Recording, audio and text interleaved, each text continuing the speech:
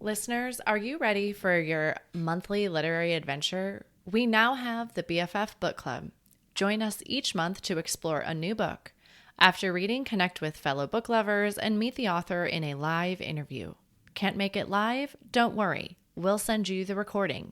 You can find all the upcoming book club selections at www.bookishflights.com/read/BFF book club.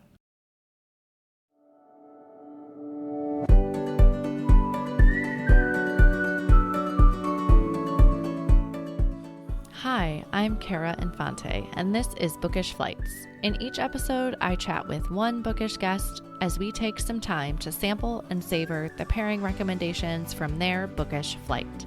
We hope to give you suggestions to cultivate your TBR list and nurture your leisure time through books. Hey listeners, it's me, Kara.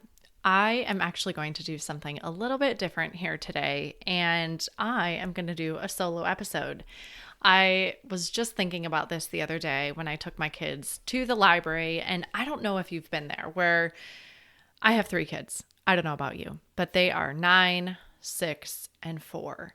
And when I let them loose in the library, they just go grab all of these books, and we end up with a stack of like 25 to 30 books if I do not set some boundaries about how we run our library time. And then by the time we get their books, they are so tired or over the library that they don't want to let mom get theirs. So I thought I'd share some tips about how we tackle the library for kids and adults alike. What I will recommend first is preparing for your trip. So let's start with, we'll do our kids section and then we'll do adult section recommendations to keep this organized today. For the kids section, what I would recommend is setting expectations for your kids. So explain to them ahead of time before you go into the library about the general rules of the library, right? No running, no jumping. You want to keep kind of quiet, right? Quiet voices and respect the people around you for what they're trying to do at the library. And then I usually set a book limit. So depending on how many books we have at home, I'll say you can get 3 to 5 books. I will also set a time limit for my kids, and I will usually tell them they have 15 to 20 minutes in the kids section because, let's be honest, my kids are great negotiators, and I don't know about yours, but they would negotiate to stay in that section forever. And so again, just depending on the amount of time we have, I do tell them ahead of time how long we are going to have in the kids section to pick out their allotted amount of books. Now, we all know what this can look like. Is our kids will grab books that we don't maybe necessarily want them to have in their hands. And I love what Sarah Mackenzie has called these books from Read Aloud Revival podcast, but she calls them the fluff books. And I think you know what I'm saying if you are dealing with kids in the library. And to a certain extent, we want our kids to pick up books that they're drawn to, right? Pick up the books that the colors take them in, the pictures take them in, and maybe your kids are older and they're reading chapter books, but we do want our kids to develop a love of books and figure out what books work for them. So what I usually do for my kids is about a 50% rule. So 50% of the books that they're getting to bring home are the fluffy books that they can get what they want. And then the other 50% are books of authors that I know that they love and that I also love, right? Like I know they're getting some quality reading material in their books, because that's the other part of this, right? Is we can't possibly have time to screen all of the books that our kids read. I wish I did have time. And maybe you have some secrets. And if you do have secrets about how you screen all the books your kids read, please let me know. But what I tend to do is stick with authors that I've read with my own kids and know, like, yep, I love all these authors. I love what they're doing. I love the content and the stories that they're giving my kids. So I will just lean into those authors, because children's authors tend to have quite a few books out there, or a series. If you would like to see books that our family loves, I also published recently a list of our favorite family read alouds. So those are available on the website, and I will include a link in the show note. All right, so let's head to the adult section now and how I navigate getting a book for myself.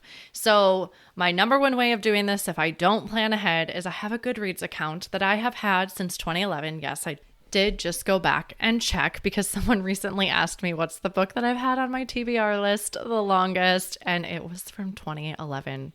Wow. But how I use my Goodreads list is you usually always have your phone on you. So you always have a list of your books that are to be read on Goodreads. And then what I do is I set the filter on that to be sorted by author. And you can change this whether you want from A to Z or Z to A. And then I head to usually the fiction section, since the majority of the books on my TBR list are fiction. I head to the fiction section, and then I either start at A or Z, whatever is my fancy that day, and then I just go down the line. So I start with A and who's ever in the A category, and I try to see what is on the shelf at the library. When you have 600 something books on your TBR, this is pretty easy to do. But what I would suggest is it doesn't matter the size of your to be read list, because again, like in the kids section, if you have an author that you know and love, you can just see if they have more books available on the bookshelf. So start to keep track of a way that you will have a TBR list on you at all times. Call it your emergency TBR list for when you have a chance to spring into the library.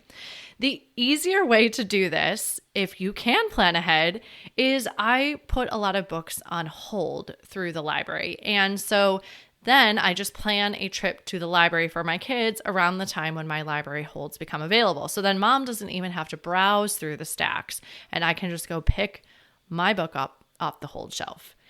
So the other part of this is we all know libraries are really fun, right? And so let your kids explore. Let your kids have fun at the library. If your time allows, let them spend an hour at the library. I know our library has all these fun puzzles and like a Lego wall.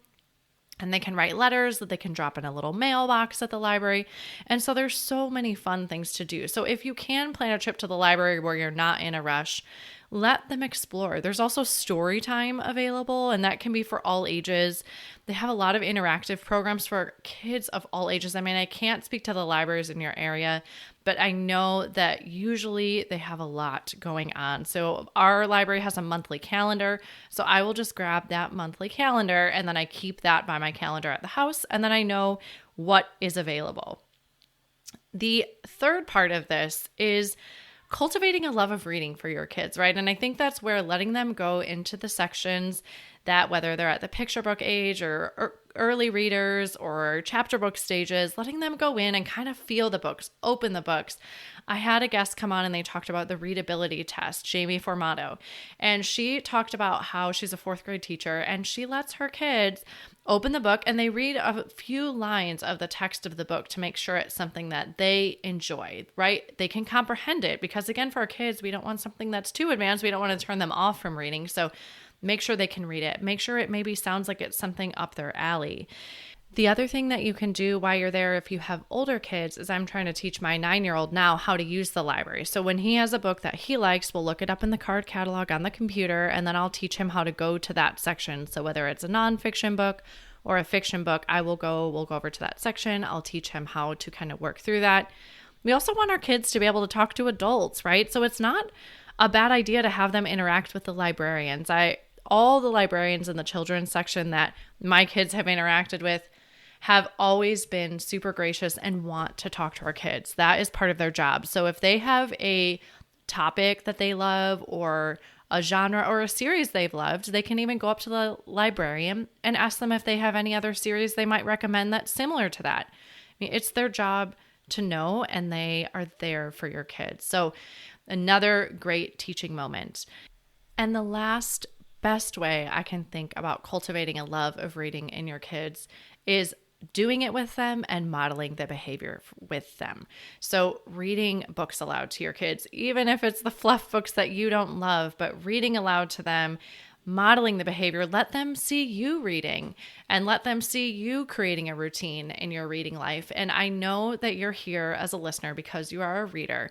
And so I imagine that you are just as passionate about having your kids be as passionate about reading as you. So how many times can I say passionate in a sentence? There you go. But I want my kids to love reading, and I am sure you do too. So I hope you found these tips helpful of preparing for your trips for the library, making the library engaging for your kids, and then cultivating a love of reading for your kids. And hopefully you found some tips for you as an adult to find books that you love as well. And if you're listening to this thinking, hey, I need to build myself a TBR list, you can head on over to www.bookishflights.com, and the tabs at the very top of the website, there is a podcast tab. So you can go to listen right below that and you can search all of our past episodes.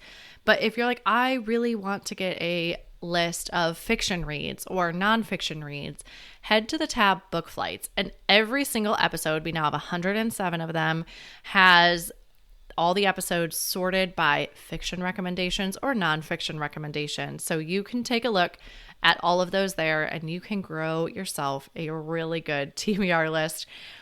Rough math in my head, right? That gives you at least 300 book recommendations. That's it for today. Thank you so much for listening.